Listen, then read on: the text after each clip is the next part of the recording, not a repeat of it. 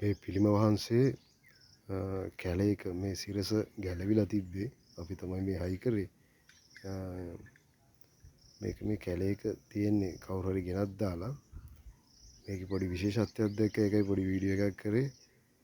මේකේ මේ මෙතන තියෙනවා මේ මල් ගහක්. මේ තියෙන ලස්සන මල් තියෙන කැලේ තිබ්බත් ඒකේ වැඳුම් පිදුම් ලැබීමේ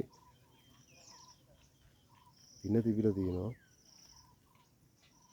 ලස්සන මල් මේ ගහේ මම බැලුවා මේ ඉස්සරහා පැත්තේ විතරයි තියෙන්නේ මලුත් ඒ ටිකේ.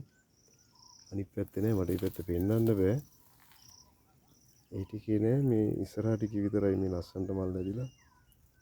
ඒ පිළිම වහන්සේට වැඳුම් පිදුම් ලැබීමේ පින තිබිලා තියෙනවා මෙතන.